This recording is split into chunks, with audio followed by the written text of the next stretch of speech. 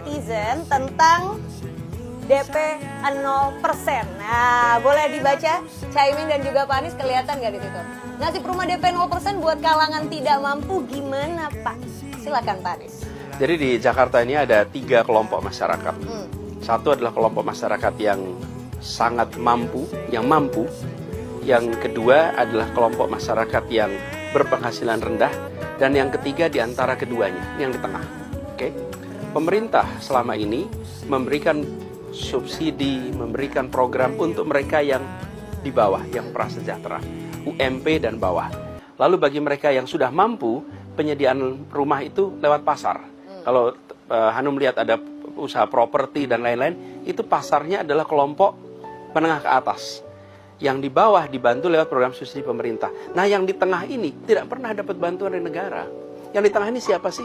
Yang di tengah ini adalah orang-orang yang mereka itu mampu mencicil bulanan, tapi tidak mampu mereka untuk menabung untuk bayar DP. Jadi problem mereka bukan tidak bisa bayar bulanannya, tapi kalau mereka ambil kredit 20%, 15% DP itu dari mana uangnya? Nah, kelompok inilah yang kemudian kemarin dengan program DP 0 rupiah itu difasilitasi. Jadi memang bukan untuk yang UMP ke bawah, karena UMP ke bawah programnya sendiri, lewat subsidi rumah. Tapi ini adalah di atas UMP sampai dengan 15 juta. Ini kalau ke bank manapun cari kredit rumah tuh susah. Mereka susah.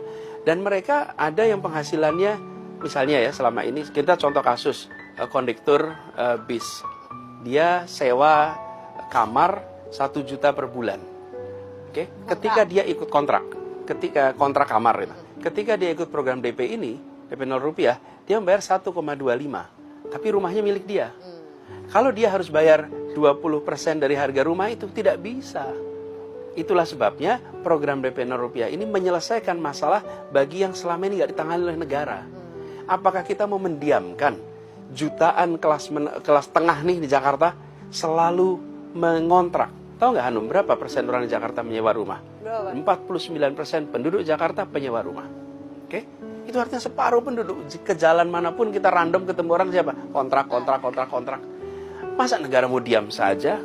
Itulah solusinya. Dan ini berjalan. Kenapa berjalan?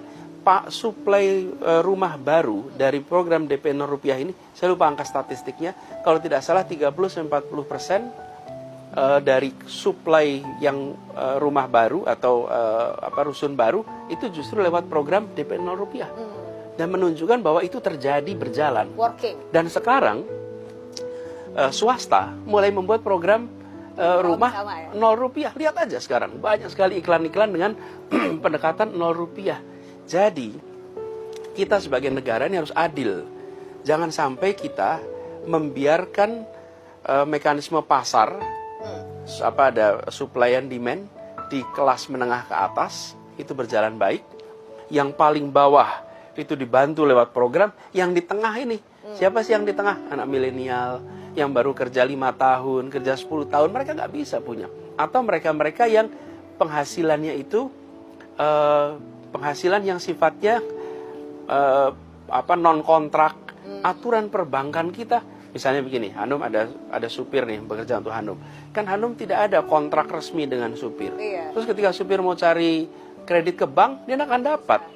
Nah, dengan lewat program ini mereka bisa. Nah, inilah contoh jalan keluar bagi warga di Jakarta. Dan satu catatan Hanum, di Jakarta ini yang namanya tanah itu harganya naik terus.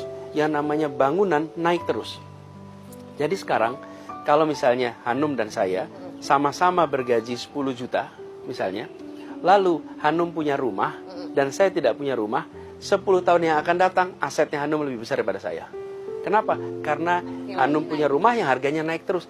Kenapa rakyat kebanyakan tidak boleh ikut terbawa dalam eskalator harga ini?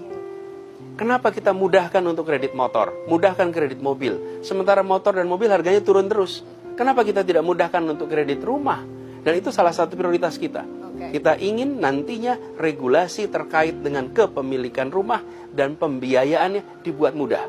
Jangan sampai kemudahan mendapatkan aset yang nilainya tinggi itu hanya diberikan kepada mereka yang di atas. Tapi mereka yang di tengah malah dapat kesempatannya kredit motor mobil yang harganya turun. Rumah nggak 10 tahun punya. kemudian harganya makin rendah. Nah, ini fakta bahwa kebijakan yang diambil mencerminkan keberpihakan. Kita ingin ada keadilan. Jangan sampai ada yang tertinggal. Jangan sampai ada yang nggak dapat kesempatan. Dan alhamdulillah program itu jalan. Dan program itu sekarang ditiru. Dan program itu besar. Dan saya berterima kasih kepada semua yang menggaungkan program ini lewat kritiknya. Karena itu membuat ini sangat populer. Jadi gede banget ya DP 0%. Jadi populer sekali. Dan ini kan jadi program utamanya Amin juga nanti. Begini, soal namanya nanti kita atur. Tapi soal akses kepada kredit yang memudahkan ini akan kita dorong. Supaya apa? Supaya warga Indonesia yang berada di posisi di tengah punya akses yang sama untuk dapat hunian yang layak.